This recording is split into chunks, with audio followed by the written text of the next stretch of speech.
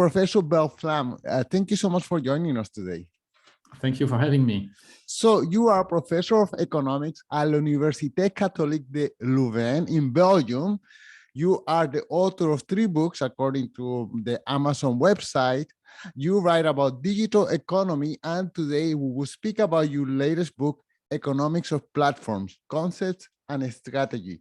I'm just so eager to talk about this, but before that, I would like to know a little bit about your background. I mean, you live in a country that speaks 3 different languages. None of them is English, and yet you teach in English. So can you just, first of all, where do you come from? How do you get to be a professor of economics? And what are the dynamics on teaching on such a diverse country? Okay, thanks. Well, Belgium is a small country, but as you said, it has 2 main languages and a third one, which is German. There is a small minority of people speaking German in Belgium. The teaching and the education is organized by either the French community, as we call it, or the Dutch-speaking community. So I belong to the French-speaking community, and my university is French-speaking. So most of the teaching is done in French. But as you reach the master level, and especially in economics and in business, you start teaching in English because, I mean, students can come from anywhere. So that's why I teach in English. But I was myself trained as an economist in French, in a French-speaking university in the small town of Namur. That's where I got my master's from, and also my PhD. I studied 1 year in the States in Columbia University, where I got another master's. And I've taught also in England. I was a lecturer in economics for 3 years in London, in Queen Mary University of London, before I got my position at UCLouvain, as we call it now. You see, but just to make clear, English is not your first language. You have studied in English, but it's just that I find surprising that your English is quite good for someone. I mean, I know you teach in English, but someone who doesn't live in an English environment, like me, I have been living in Canada for what, 20 years, and I feel like I still struggle with my English. So I'm just surprised that your English is just so good. Well, I've been living in the UK for 3 years and in the US for 1 year. And I work in English all the time. I mean, all my co-authors, most of them at least, are not French speakers, so we speak in English together. And well, I'm ashamed to say that I should speak Dutch, the other official language of Belgium, much better than I do speak English, but that's not the case. Although I started to learn Dutch before I learned English. So I'm bilingual. I should be like many people in Belgium, tri or four-lingual, if that word exists. I live in Quebec, which is a French-speaking province, which is within an English-speaking country, Canada, and there is always a little bit of friction between the Anglophones and Francophones. We understand each other's language, but we insist, no, you have to speak my language, and so it goes on and on. I wonder what's the dynamic in Belgium. Do you feel that tension from one neighborhood to the other? Yeah, there is a lot of tension between French speakers and Dutch speakers. And well, this is not we're not going to start a podcast on the institutional well, the way Belgium is organized, because we could spend hours talking about this. But you were asking why English, I speak English so well, because at least in academia, English is the common language in Belgium as well, because you don't have to care about whether people speak Dutch or French. We all speak English, and that makes our life much easier. Okay, one last question about the university. So the name is Université Catholique. I wonder how much there's a Catholic influence in the teachings of the university, or if this a name that it was continued from the past. Yeah, that's the second interpretation. It's a heritage of the past. At some point, there was a discussion within the university whether to keep the C and the Catholic in the name or not.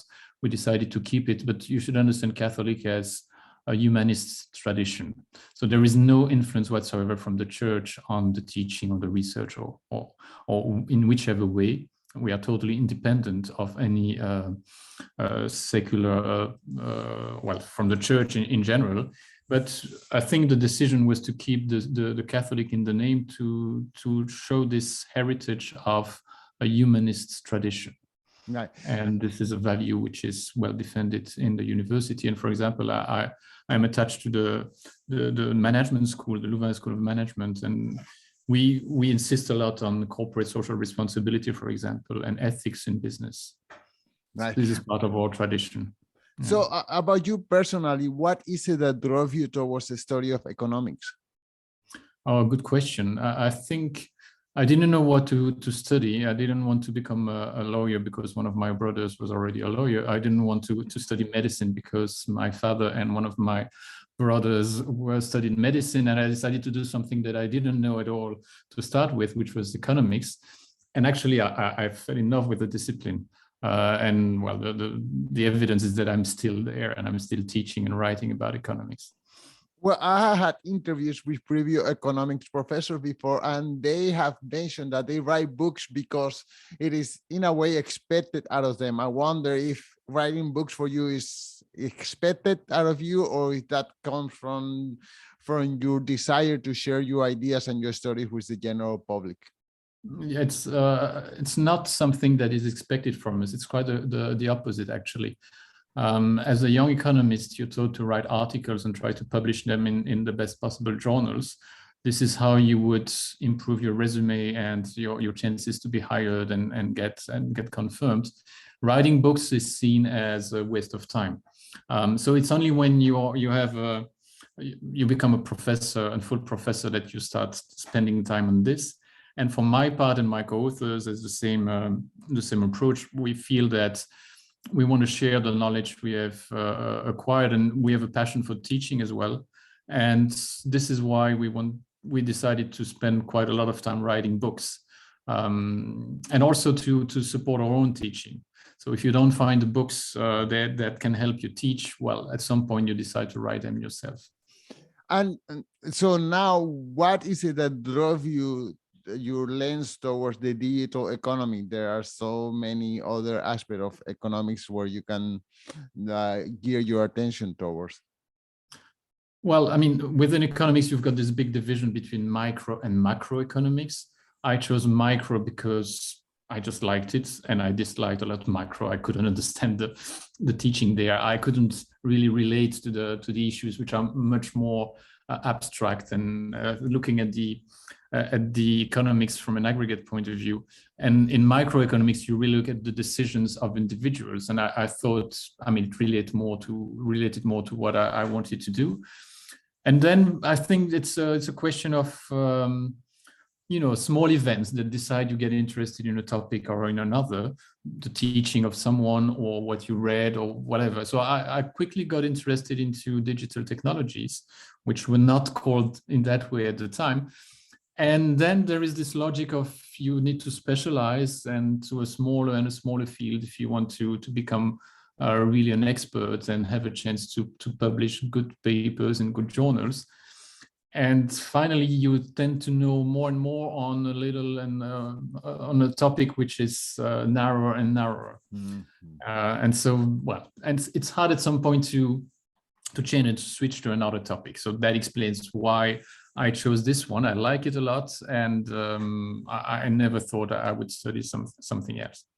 And okay, so can you give us a synopsis of your book? Oh, and I should point out that this is cooperation between you and your co-author, Martin Pates. I don't know if that's pronounced. So can you just, before we speak about the book, can you tell us just 2 or 3 words about your co-author? So Martin Peitz is a German economist. He's working at the University of Mannheim. We are the same age, and I must say that I wouldn't have started writing books without him. I mean, you said that we wrote 3 books together. Actually, it's 2. I mean, the first one has been, we have the second edition now, and the first book is a whole textbook on this field in which we are working, which is called industrial organization, which is basically looking at the working of markets and the strategies of firms. And the story is that at some point, Martin called me. We barely knew one another. We met at a couple of conferences. He knew on what I was working on. And he called me saying, well, I want to write this book. I don't want to do it alone. And I think you would be the right person to collaborate with me. And I said, well, I'm interested in writing books. I'm very happy you called me. and why not? And so we started, and that started in 2005, something like this. So we've been working together for 16 or 17 years now. Wow. And it works well. We are very complementary. And we still have a second book to write, which will be the sequel of this one on the economics of platforms. So, I mean, I wouldn't be able to write books like this without him, actually. And hopefully he wouldn't be able to write these books without me. So we are very complementary. Great. Okay, well, what's the synopsis of this book, Economics of Platforms? Well, as you know, we're talking about digital platforms quite a lot for the moment. And you immediately think of these very big companies like Google, Apple, Facebook, or Amazon. And these companies, I mean, we cannot ignore them, of course. We use their products a lot. We are all somehow users of these platforms. And you also have noticed probably that antitrust authorities and regulatory bodies all around the world are scrutinizing what they do, thinking maybe that they're becoming too big. So this is a very hot topic. And economists, of course, have a lot to say about that. And there is a lot to be said because it's not clear and it's not obvious how these companies, how these platforms make their decisions and how their decisions affect the workings of markets. So this is a pretty new field in economics. The first papers dealing with these intermediaries, these platforms, date back the early 2000s. And it was, and since then there has been a lot and an increase, a tremendous increase in the production of research on these platforms. So Martin and I, we thought at some point, given the competence that we've built in this field, that it was time to take stock of the literature, the research that had been produced, and try to deliver this in a way that would be approachable by students, by researchers, not only in economics, but also in legal studies, because there is a growing interest outside economics for understanding the behavior of these platforms and their impact on markets. So some of these companies or platforms are even now a bigger economic power than many countries. What is it? Apple just became the first $3 trillion company. I mean, it's bigger than the GDP of many small countries, and for sure many even big countries in Africa, which are poorer countries. So are governments afraid of the power of this? Are they pushing back? What is the dynamics? Well, I think you just quoted the right word here, which is dynamics of the working with these markets. So there are also other very big companies in other sectors which are not platforms, right? But in this industry, in digital markets, there is a kind of natural tendency for successful companies to become even more successful, leading to these very gigantic companies like Apple and others, as you were mentioning. So this is where the book starts, basically explaining what are the economic forces that lead such companies to become bigger and even bigger. And just to summarize, I mean, you've got forces that you have in other industries, which are called economies of scale. Basically, it says that the bigger you are and the more you produce, the cheaper you can produce. You reduce the unit cost of your product if you can produce more. That exists to some extent in these industries, but this is reinforced by the fact that on the demand side, so if you take the point of view of us, the consumers, the users of these platforms, we value the fact that they are big. Why? Because basically what these platforms do, they intermediate between users. They facilitate the interaction between users and they manage this interaction. And because we value these platforms for the fact that we can interact with others, and the more users there are, the larger these interaction possibilities. Okay, so if you take Apple, for example, well, being a user of the iPhone gives you access to a very large library of applications, right? So, and the more applications there are, the larger, the more valuable the iPhone becomes for you. And at the same time, for application developers, they will have a larger interest in investing in writing applications for the iPhone because there are many users using it. The same goes for other smartphones running under Android, for example. So here you've got two main players, but there is not room for more than that. Because of this reinforcement process, users want to adapt or to adopt big platforms because they find more value there. And so both on the supply and on the demand, if you manage to become big, you will become bigger and bigger, leaving less and less room for competitors. And this is a kind of natural tendency in these markets, which explains why you've got a larger number of gigantic companies in digital markets than in other markets. Right, that train of thought makes sense. But let's say Facebook, Facebook was not the first social media platform. It was, I guess, Friendster before that, which was the one who was demonized. And I think maybe MySpace and Facebook came with a product that was more appealing to the users, and then it took over. Now, I guess we have platforms like TikTok that are gaining ground, and some people are opting out, leaving Facebook to go to TikTok. I mean, it's not my preference, but it's something that I'm noticing. So even though some of these companies have these humongous economics of scales and network effects and all this and that, is still they are not almighty powerful, and they can be overwhelmed by different forces in the market. Yeah, in theory, yes. Whether this is possible or not, it remains a question, right? But in any case, the responsibility for antitrust authorities and regulators is to make sure that this potential competition exists, right? And so, for example, Facebook, well, many people would say that it was a mistake to let Facebook acquire Instagram at the time, because Instagram could have grown as a potential competitor of Facebook. Of course, with hindsight, we understand more of things are going, and at the time it was not that easy to predict or to build a counterfactual. But I think many people think now that it was a mistake to let Facebook acquire Instagram. And the same goes for a lot of acquisitions made by these big companies. And antitrust authorities are now more careful to try and see whether these acquisitions are not so-called killer acquisition that would be done by these big companies just for the purpose of killing a potential future competitor.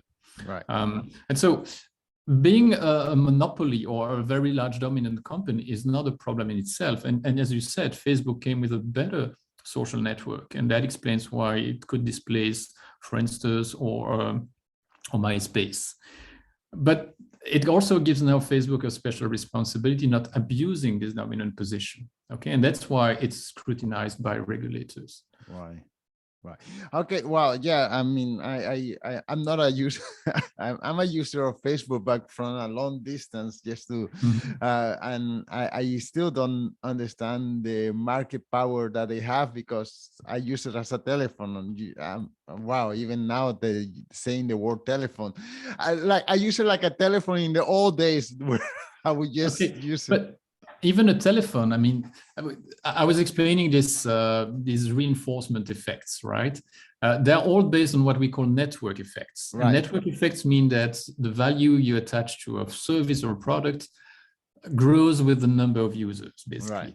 And it's the same with Facebook, right? So, I mean, I'm not a user myself, but I understand that the main purpose of Facebook is to link people with one another and let them share whatever, photos, content.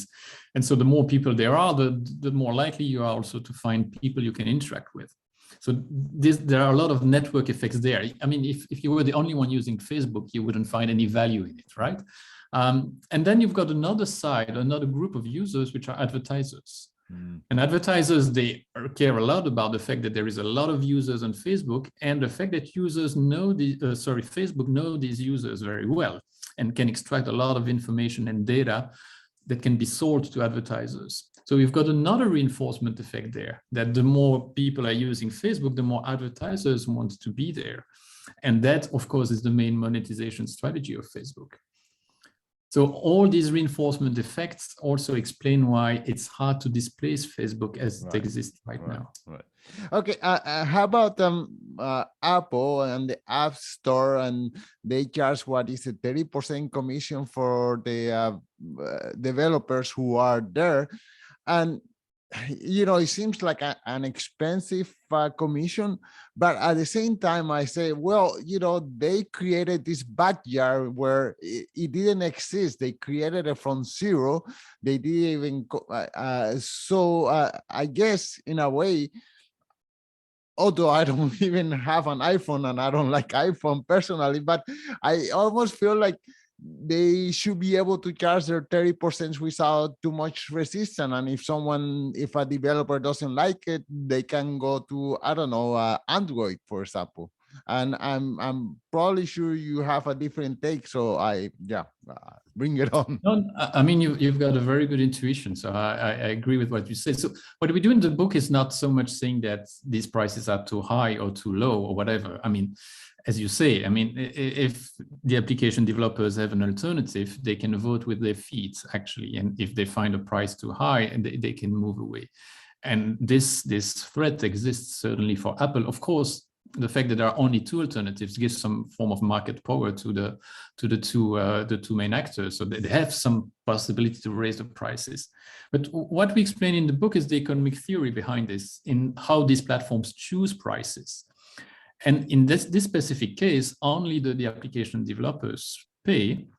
The users don't pay, right? So of course, you've got to pay to buy the smartphone, but you don't pay as a user directly to Apple to use one of these applications, right? So what we stress here is that when the platform choosing its prices, and I say prices in plural, because there are prices for the application developers and also prices for the users. And what is important with these platforms is to choose the combination of all these prices. Because if you, for example, if Apple was increasing the commission for the application developers, as you were saying, some application developers may decide to go away from the world of iPhone. So there would be fewer applications available on the platform, meaning that for me, I'm a user of the iPhone, I would find the platform of the iPhone less interesting. Okay, and so that would limit the possibility for Apple to raise the price of the iPhones, for example. So what I'm saying is that when you touch the price on one side of the platform, you also have to touch the price on the other side.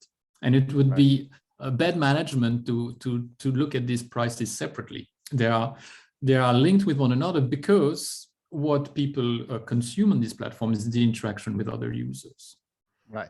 Okay. There's one more thing that I feel curious, and this is when we think of these big platforms and these technology companies, I can see the networking effects, the symbiosis between investors and markets and all that. And I can understand why most of these companies come from the United States, and in particular from Silicon Valley. I can see if we go through the series of company, Google, Facebook, Apple, they all come from the little one Silicon Valley, I don't know, city. I don't know if it's a city or a sector of a city. And I don't understand how come that brain power hasn't expanded all over the country, all over the world. I mean, I'm sure there is a lot of super intelligent people in Belgium or in Paris or in England, but yes, the reason is the networking effects that you have financiers and all these people there in California, but still it just seems like too much of a concentration of power in something that could be done from anywhere else in the world. I think you're right. It can be done from anywhere else in the world, but not everywhere at the same time. And so this is an old theory, actually. I've worked a little bit on that as well. And this is what people working in economic geography would argue, which is that if you put people together at the same place, right, and you need physical contacts, you need in-person contacts to benefit from exchange of information, exchange of knowledge. And so then again, you've got this reinforcement effect that people tend to attract others because this is the place to be. And not only in terms of competencies and of brain power, as you said, but also finances would come. And it makes things much easier when people can meet and discuss immediately.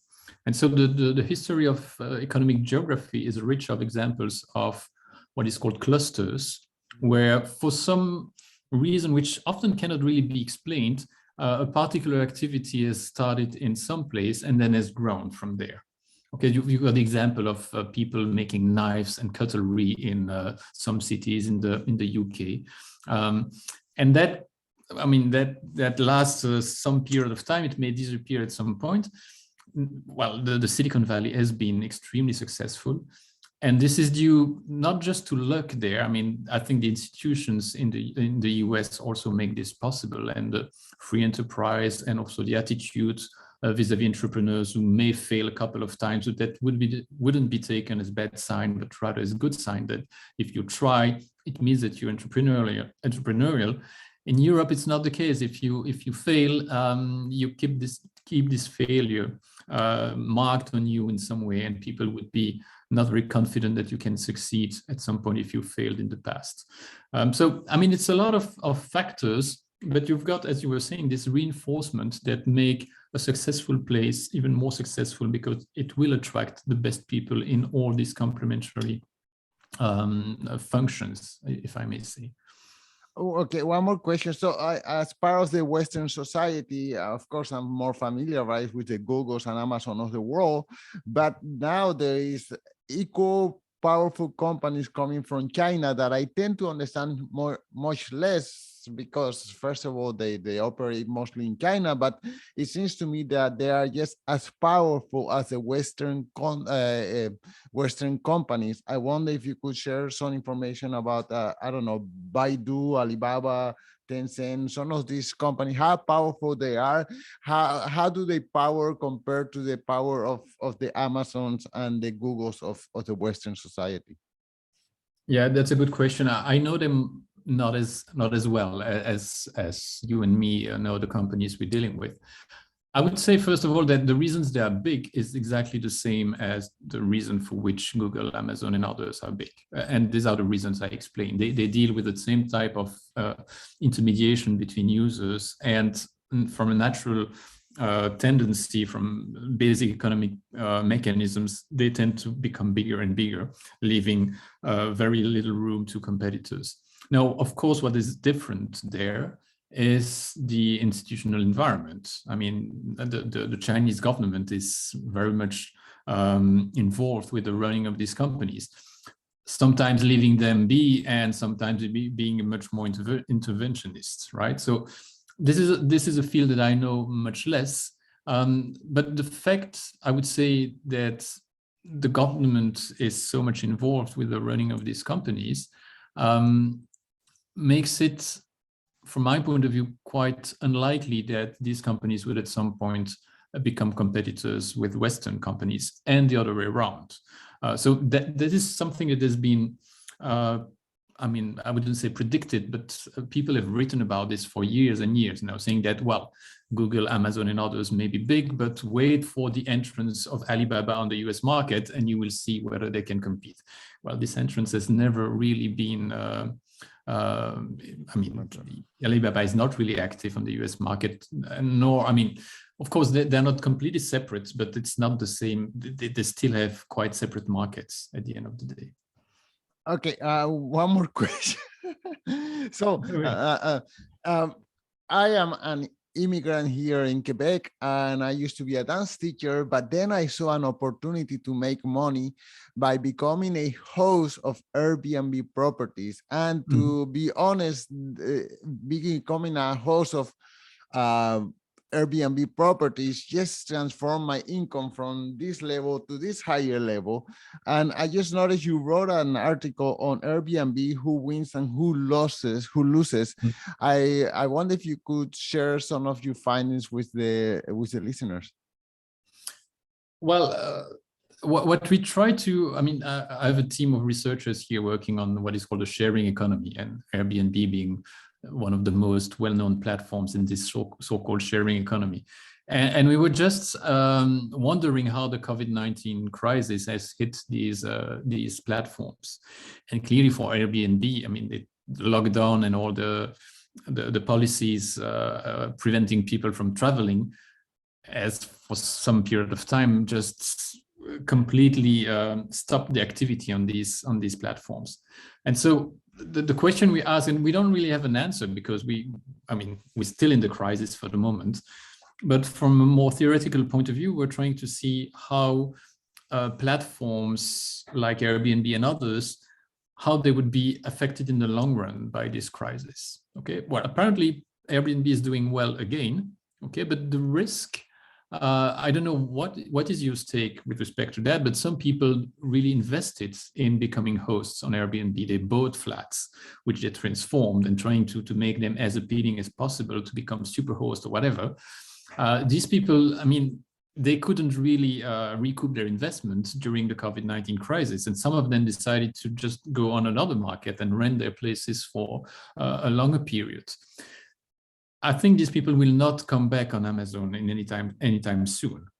And so that may decrease the pool of hosts on the platform, which, as I was explaining before, may make the platform less attractive for guests. Right. And so these dynamics I was mentioning, that you tend to become bigger and bigger, it also quickly goes in the other way around. If you lose participants on one side, you would lose participants on the other side, and then a vicious circle will start.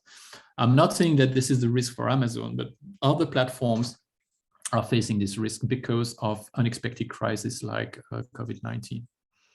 Right. Yeah, I'm not into that business anymore.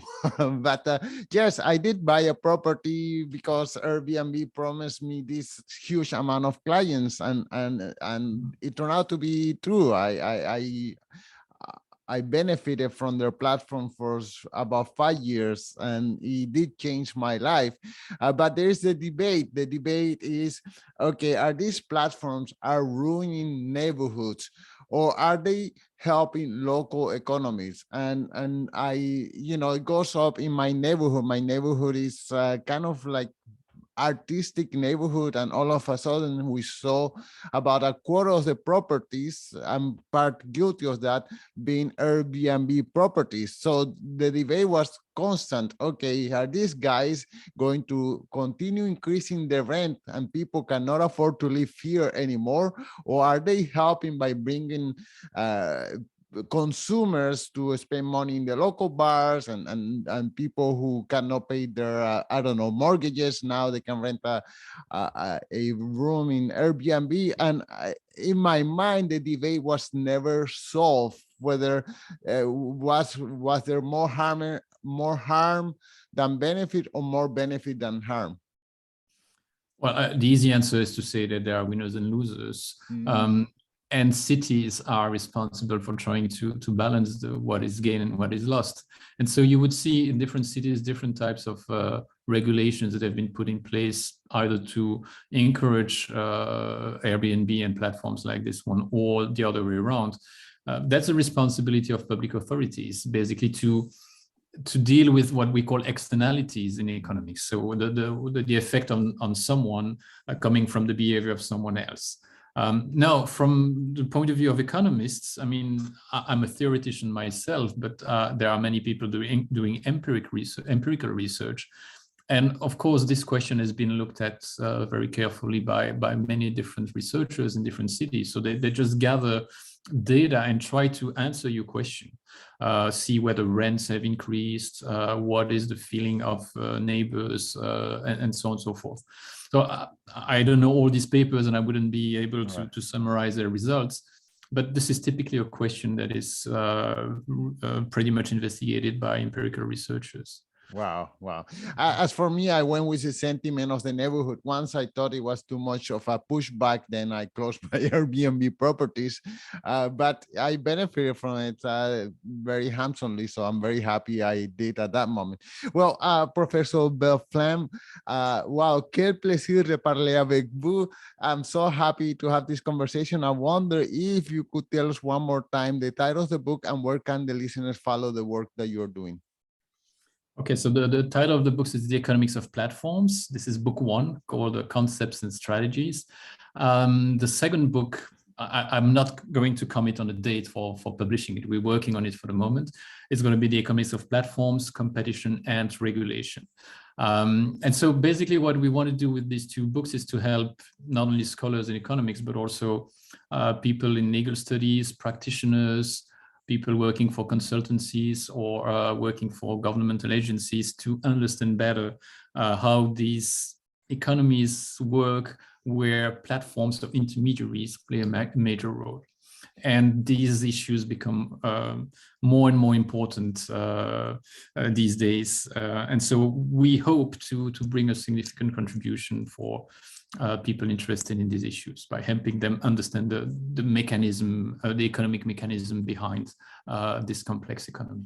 Right, and you have a Twitter account and you have a blog as well. Could you mention them, please? Yeah, my blog, which, well, I mean, you put some pressure on me there because I haven't published much lately, but it's called IP Digits. So it's we started this blog with a colleague of mine who is a lawyer, and we talk about intellectual property and digital technologies, digital economics, and it has been opened now to a number of other writers. So you can see this is a platform as well. And Twitter works quite well in our small community of researchers. So anyone who is interested can try and follow I wouldn't say the debate, but the exchange of information and knowledge that we have in this community. Okay, all the links will be in the show notes. Merci beaucoup et à une prochaine fois. Merci beaucoup de m'avoir invité. Thanks a lot. Bye-bye.